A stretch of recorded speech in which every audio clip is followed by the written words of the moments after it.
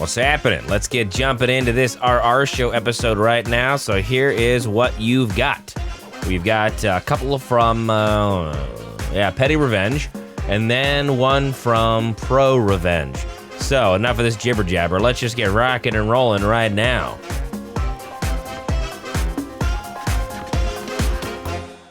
So our first story, of course, posted on r/PettyRevenge from ShadowBonnie5.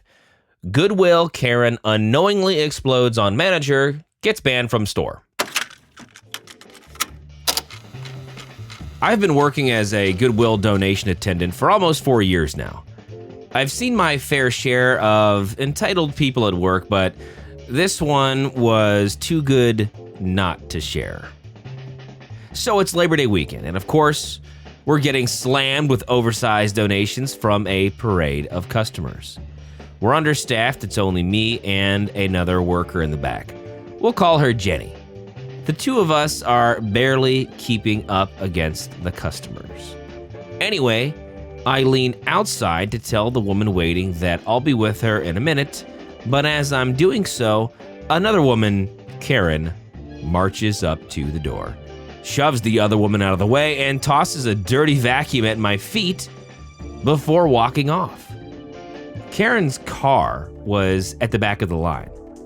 Our rules state that for customer safety and for convenience, every customer must wait their turn and they cannot dump their donations on the ground and leave. I tell the Karen that she can't do that and that she's breaking the rules, but she just ignores me as if I'm not even there. Feeling defeated, I take her dirty and now broken vacuum and toss it in the trash, telling Jenny what just happened.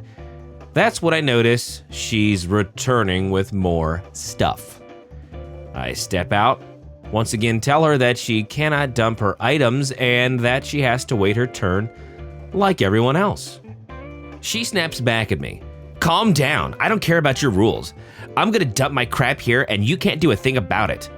She marches back to her car to get another load of stuff. While this is all going down, her husband is standing in the second lane, staring me down menacingly. He looked as if he was ready to attack me at any moment, possibly trying to threaten me so his precious Karen can do whatever she wants. I walk back in with Karen's donations, which were all unsellable, by the way, feeling angry. Jenny witnessed Karen's outburst this time, and she's not having it. The nice lady I was helping has secondhand embarrassment. Then, right on cue, the Wicked Witch of the West marches back in with her third and final load of junk. I try to tell her that she can't do this, but this time she ignores me completely, shoves the nice lady out of the way again, and enters the production area, which is employees only. This is where she comes face to face with Jenny. Jenny tells her, "Ma'am, you can't come in here," and Karen goes ballistic. She throws her trash at Jenny and says, "This is Goodwill. I'm giving you free crap, aren't I? F off," before stomping out of the building. When Karen tries to leave, two more cars pull up in the line behind her, trapping her in the line. Karen is absolutely seething at this point. Comes out of her car, comes over to me and barks, "Go get your manager. I'm going to get you fired."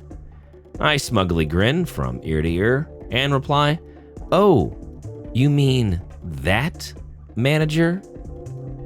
The one you told to F off?" Plot twist, Jenny is the manager. Karen goes white as a sheet, huffs, and sheepishly walks back to her car, where she awkwardly has to wait in line, just long enough for the security cams to get her license plate. So yeah, she's permanently banned from our store now. So our second story, again from r/PettyRevenge, comes from Solutions 1978. The title, How I Took Down a Career Saboteur. This story took place in 2004. Each story about work is at a separate company. It all started when a new colleague joined our ragtag bunch of systems engineers deploying ground-based radars around the world. From day one, I could tell there was something off about him. He had these weird mannerisms of always trying to one-up someone else's story and be the center of attention. He struck me as one of those guys who would look you in the eye and smile as he sinks the knife into your back and kiss the wound after getting whatever he wants. He was also one of those guys who tried to steal everyone else's thunder. Needless to say, he was overly ambitious, constantly trying to undermine me and take credit for my work. I tried to brush it off, but I was hoping it was just a phase. Things only escalated. One day, I discovered he was spreading false rumors about me to senior management, trying to sabotage my career. Basically, this punk tried telling management I was drinking on the job, appeared high, was very combative and threatening, and an insider threat as he saw me always carrying around an external hard drive and must be stealing corporate data. My manager confronted me about the rumors and told me I was on restricted duty for 2 weeks while they investigated. I was furious, but I decided to play it smart. I took PTO, vacation, for 2 weeks and came back to an unfounded report. Instead of confronting him directly, I started documenting everything. Every lie, every deceitful act, every instance of him trying to play games with my career. I also did something in the gray area by setting up surveillance cameras with sound around my area. Think nanny cams. One day, I catch him on video speaking to a competitor and divulging proprietary information without an NDA. I then heard him talking to a vendor about an all-expense-paid trip to Hawaii during his vacation time for helping them make a sale with our company. Oh, that is an organizational conflict of interest. Burn. I knew I needed to act carefully. Using the company's ethics hotline, I anonymously reported his behavior, providing all the evidence I had gathered. The investigation took a few weeks, and during that time, he continued his underhanded tactics, completely unaware of the storm headed his way. Finally, the day of reckoning arrived. I was at my desk when I saw 2 HR representatives and a security guard walking toward him. They escorted him out of the building, and as he passed by my desk, he gave me a cold, knowing stare. He knew it was me who had reported him. I stood up, looked at him straight in the eyes, and said, "Next time, find a toy, and don't play with me." Yeah, HR did write me up for that line after taking out the trash. At that time, I thought it was well worth it.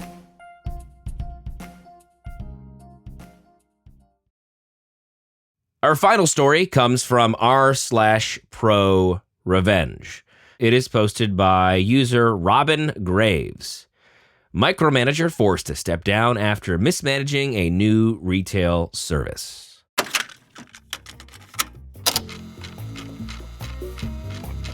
This one might be petty and definitely not as epic as some of the posts I've seen here, and I'm long-winded. Relevant background info first.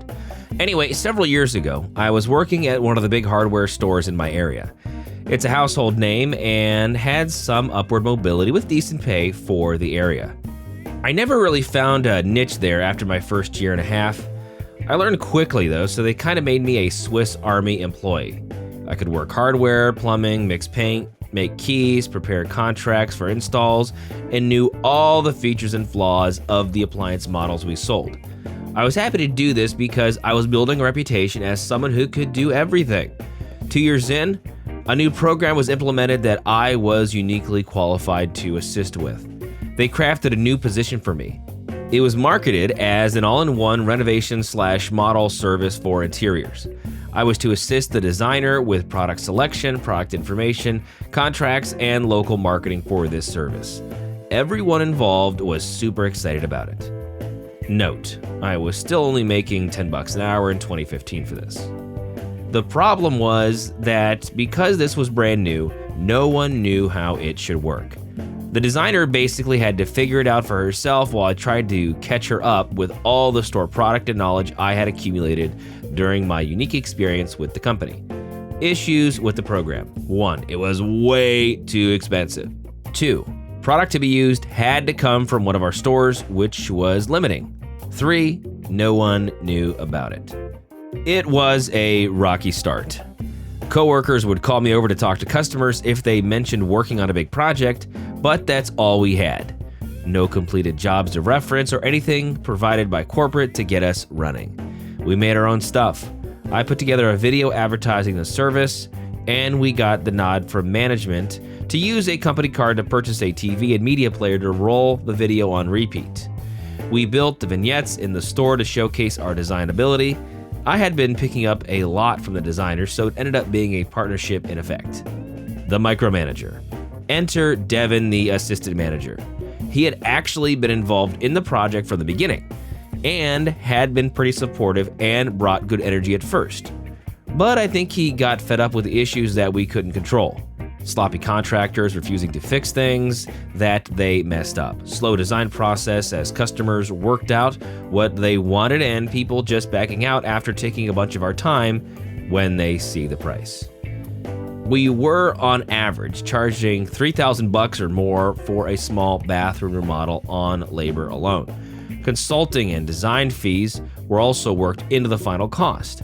The product was discounted to basically being tax-free. But as I mentioned, options were limited to the products the company sold. It was just too expensive to make many sales on the poorer side of town, where almost everyone knows some kind of contractor or tradesman with connections. It wasn't a good market for this program, but we did manage to start hitting and exceeding our numbers.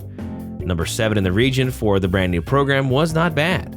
And just when we finally started getting some business and rhythm around 8 months in, Devin decided that it was not working fast enough for him. Obviously, the designer was to blame since he had no authority over the contractors or setting prices. She didn't know what she was doing, and he was going to make some changes. He honestly didn't do much besides hover, being bad energy, and make terrible suggestions. He didn't understand the scope of what we had to do to get a customer out the door and happy. He forced us to cut corners and get the sale as quickly as possible without concern for liability for basically destroying a room in someone's house to remake it, or what was realistic in terms of timelines.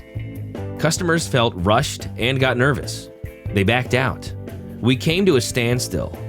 We would only have 2 or 3 designs in progress at a time, but suddenly after working our asses off building the program, we had no customers for the first time in 6 months.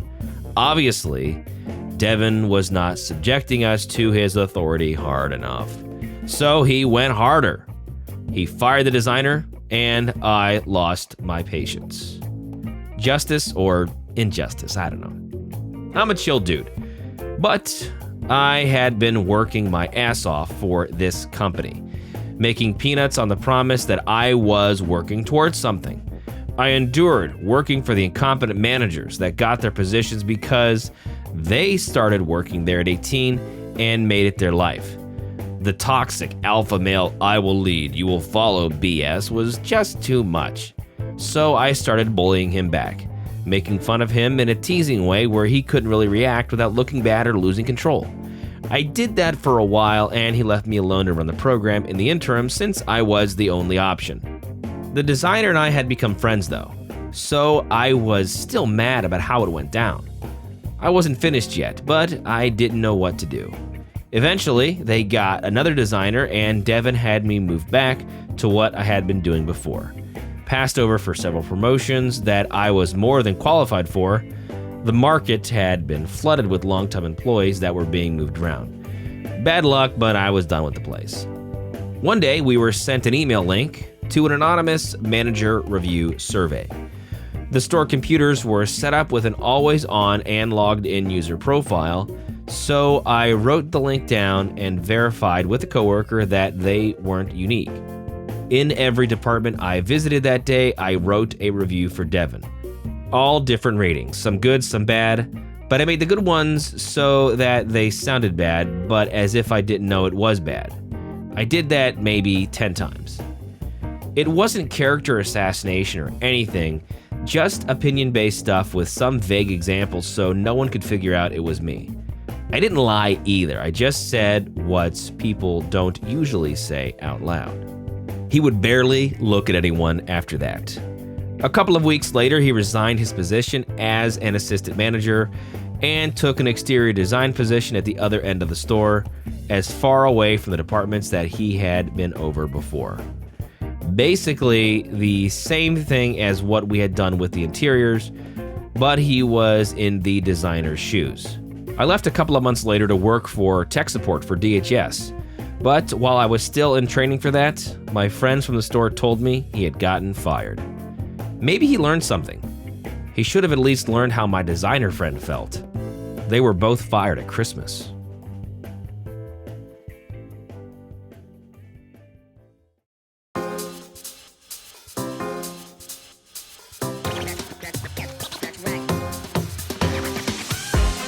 So thanks for being with us. The RR Show is a production of Evergreen Podcasts and Wessler Media. Now, if you'd be so kind, please follow or subscribe to our show wherever you get your podcasts. And if you're feeling extra nice, you might as well leave a 5-star review. But for more, visit the website, rrshow.com. That is rrshow.com. I'm your host, Vince. Thank you to my producer, Kevin, and we'll see you next time here on The RR Show.